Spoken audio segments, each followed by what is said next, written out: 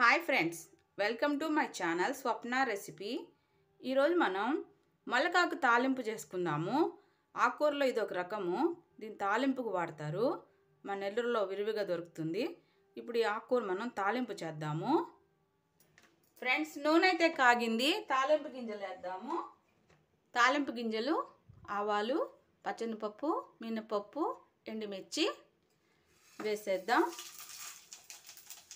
తెల్లగడ్డ దంచి వేద్దాం. మొలకాకు వేసేద్దాము. మొలకాకును శుభ్రంగా 2 సార్లు కడిగాము, సన్నగా కట్ చేసాము. ఈ ఆకుకూర ఇందులో పెట్టేద్దాము. 1/2 స్పూన్ పసుపు వేద్దాము.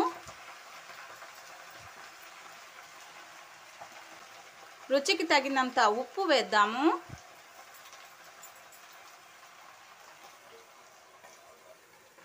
సన్న మంట మీద మూత పెట్టి మగ్గిద్దాము.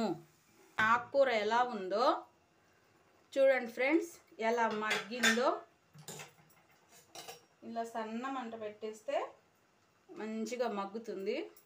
ఇప్పుడు దీన్ని ఒకసారి మనం పైనుంచి కిందకి కలుపుదాము. చాలా బాగుంటుంది ఫ్రెండ్స్ మొలకాకు తాలింపు.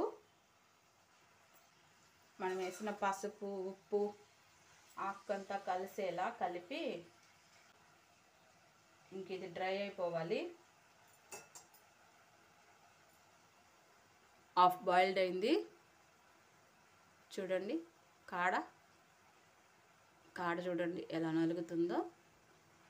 ఇంక ఇప్పుడు మూత పెట్టకూడదు ఫ్రెండ్స్, ఇంక ఇలాగే ఫ్రై చేయాలి. దీనిలో ఉండే నీరంతా ఆవిరైపోతుంది, అప్పుడు దాకా మనం ఫ్రై చేయాలి. తగినంత కొబ్బరి కారం చల్దాం. కొబ్బరి కారం వేసిన తర్వాత ఓ 2 నిమిషాలు ఫ్రై చేస్తే సరిపోతుంది. మన ఆకుకూర తాలింపు రెడీ అయిపోతుంది. భలే ఉంటుంది ఫ్రెండ్స్ మొలకాకు తాలింపు. మీరు కూడా ట్రై చేయండి. ఈ ఆకుకూర తాలింపు అయితే సూపర్గా రెడీ అయింది ఫ్రెండ్స్. వీడియో నచ్చితే లైక్ చేయండి, సబ్స్క్రైబ్ చేయండి.